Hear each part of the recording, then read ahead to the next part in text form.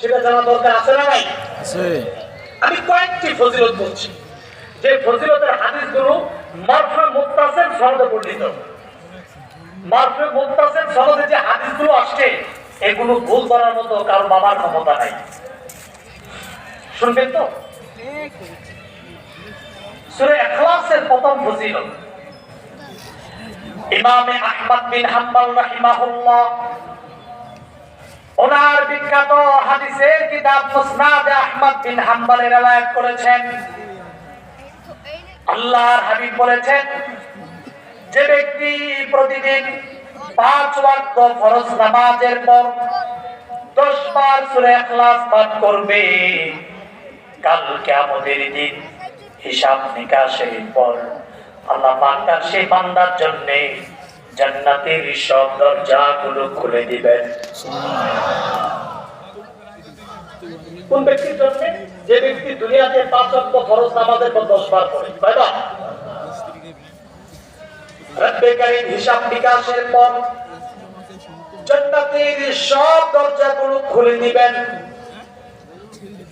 জান্নাতের দরজাগুলো খুলে দিয়ে আল্লাহ বলবেন, ওরে আমার বান্দা, উদখুল বিআইয়ি বাবিন তাশা, ও আমার বান্দা, তোমার জন্য জান্নাতের সব দরজাগুলো খোলা আছে। যে দরওয়াজা দিয়ে বলে চাই, সেই দরজা দিয়ে আল্লাহর জান্নাতে প্রবেশ করো। 5 ওয়াক্ত ফরজ নামাজের পর 10 বার করে পড়বেন। 5 ওয়াক্ত ফরজ নামাজের পর প্রতি ওয়াক্তে 10 বার করে পড়বেন। 5 10 50 বার করা হবে। অনেকে বলতে পারেন, হুজুর আমি যদি সুন্নতের পরে পড়ি তাও করতে পারেন, ফরজের পর মুনাজাতের পর আপনি 10 বার করতে পারেন, আপনার আমল হলেই চলবে। যদি আপনি আমল করতে পারেন, আপনার আমল নামায় ফেরেশতারা নেকি জমা করে দিবে। প্রথম ফজিলত বুঝতেছেন? সূরা ইখলাসের প্রথম ফজিলত কি? 5 ওয়াক্ত ফরজ নামাজের পর 10 বার করে পড়বেন। যদি পড়তে পারেন, কাল কিয়ামতের দিন হিসাব নিকাশের পর আল্লাহ আপনার জন্য জান্নাতের সব দরজাগুলো খুলে দিবেন। ফেরেশতারা আপনার জন্য জান্নাতের দরওয়াজা দাঁড়িয়ে আপনাকে ডাকবে, আর বলবে কি জানেন? উদখুল বিআইয়ি বাবিন তাশা, ওরে আল্লাহ বান্দা, তোমার জন্য আজকে জান্নাতের সব দরজাগুলো খোলা। তোমার যেটা ভালো লাগে, যেটাই মন চায়, সেটা দিয়ে প্রবেশ করো। করার দরকার আছে না নাই? দ্বিতীয়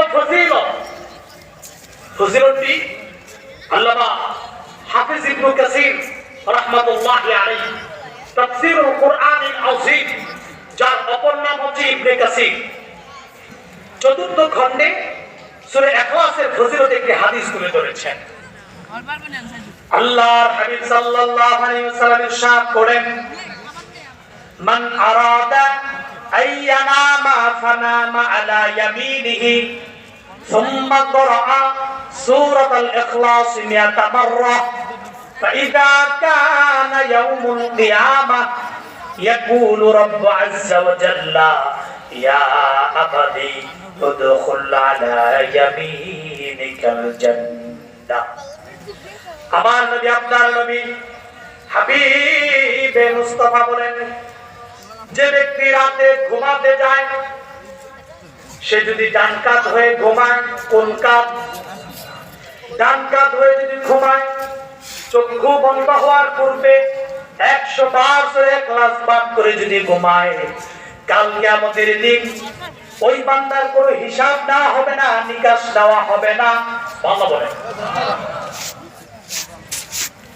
আল্লাহ পাক বলবেন, ওরে আমার বান্দা, দুনিয়াতে যেভাবে ঘুমানোর পূর্বে ডান কাত হয়ে 100 বার সূরা ইখলাস পাঠ করে ঘুমিয়েছো, উদখুল আলা ইয়ামিনিকাল জান্নাহ, আজকে কঠিন বিপদের দিনে তোমার কোনো হিসাব নাই, তোমার কোনো নিকাশ নাই, যেভাবে ডান কাত হয়ে পড়েছো, আজকে সেই ডান দিক দিয়ে আমার জান্নাতে প্রবেশ করো।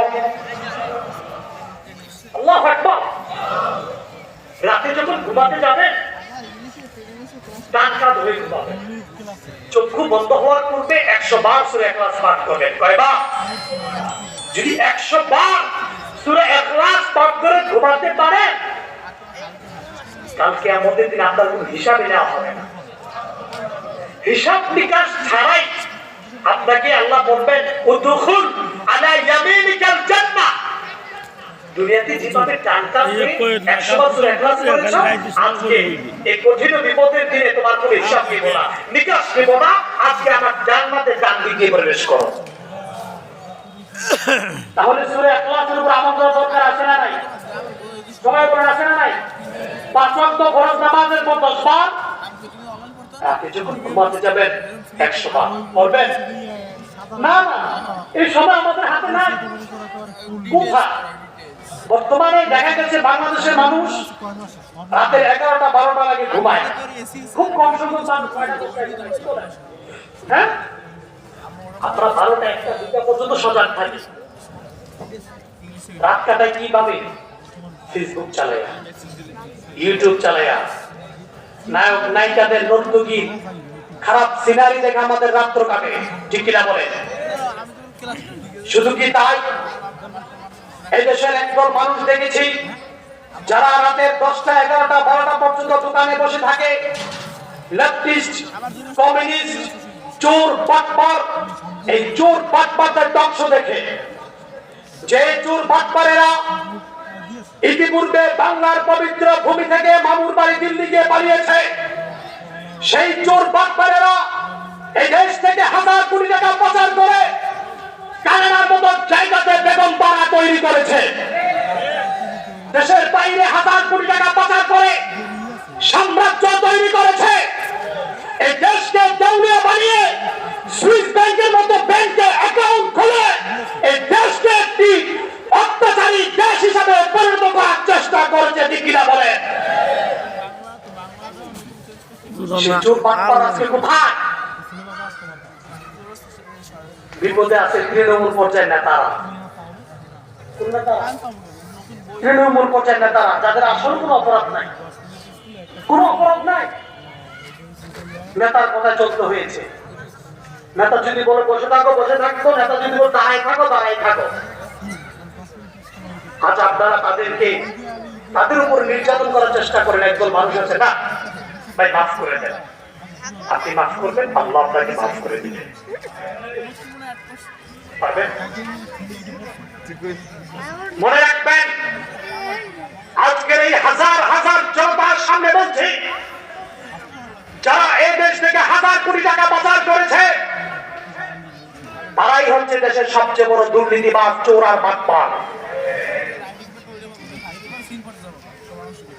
সবার ক্ষমা হতে পারে, এই চোর বাটপার গুলো দেশ থেকে যে হাজার কোটি টাকা পাচার করেছে, এই চোর বাটপার গুলো এই দেশের মানুষ ক্ষমা করবে না, ঠিক কিনা বলেন?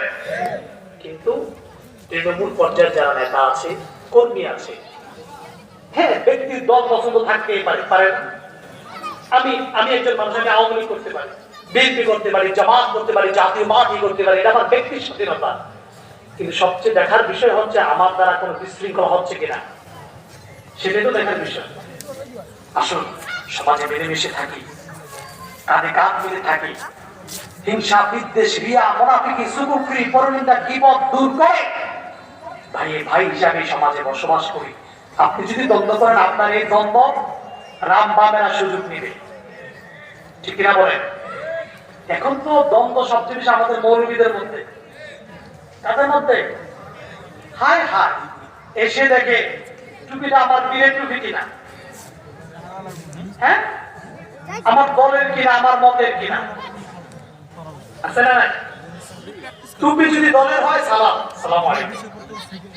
যদি দলের টুপি না হয়, পীরের টুপি না হয়, নিজের মতাদর্শের না হয়, সে বেদাতি, সে গোমরাহ, সে জাহান্নামী, আর উনি জান্নাতি। উনি কি জান্নাতি?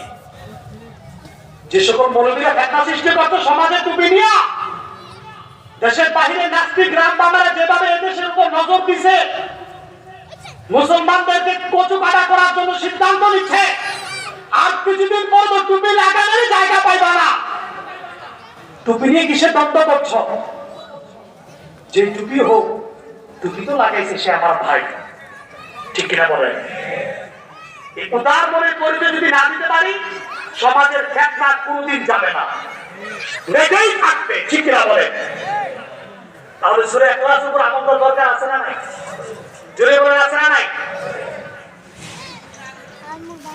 অনেকে বলতে পারেন, হুজুর আজকে তো নতুন ভাবে শুনতেছি সূরা ইখলাসের উপর আলোচনা, আমি তো 10 বার পড়ি না, 100 বার পড়ি না, তবে মাঝে মধ্যে বিভিন্ন দোয়ার অনুষ্ঠানে মনে মনে সূরা ইখলাস 3 বার পড়ি, আছে না নাই? হুজুর 3 বার যে সূরা ইখলাস পড়ি, এর পিছনে কোনো ফজিলত আছে নাকি? সুবহানাল্লাহ। সেই বুখারীতে হাদিস আসছে, আল্লাহর হাবিব নবীজি মুহাম্মদ সাল্লাল্লাহু আলাইহি ওয়াসাল্লাম ইরশাদ করেছেন, ইন্না সূরাতাল ইখলাস তা'দিলু সুলুসাল কুরআন। সূরা ইখলাস হলো গোটা 30 পারা কুরআনুল কারীমের 3 ভাগের 1 ভাগের সমান।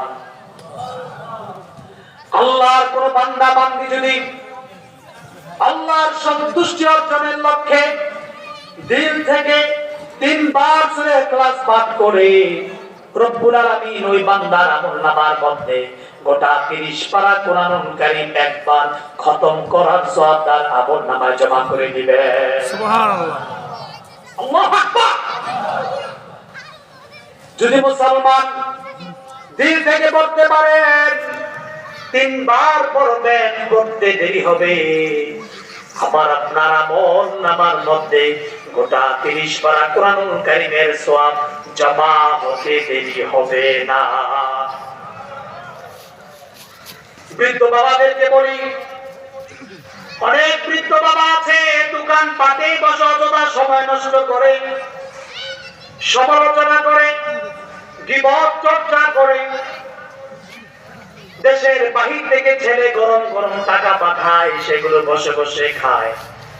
আপনি কোনো কাজ নাই, দোকান পাটে বসে বসে অন্যের সমালোচনা করে। এমন সমালোচনাকারী মুরব্বী মনে হয় আজকের এই মাহফিলে নাই? আছে আছে আছে, হ্যাঁ, আছে, আমাদের এদিকে আছে অনেক, আমাদের এদিকে কিছু মুরব্বী আছে, সবাই না, মাশাআল্লাহ কিছু আছে। এদের কাজে হচ্ছে দোকান পাটে বসে সমালোচনা করা। আর একজন বড় মুফতি, কি আপনি যে কোনো মাসআলা নিয়ে যান, সাথে সাথে জবাব পেয়ে যাবেন। যদি সিগনেচারও প্রয়োজন হয়, কলম করে সিগনেচারও করে দিবে, আছে না নাই?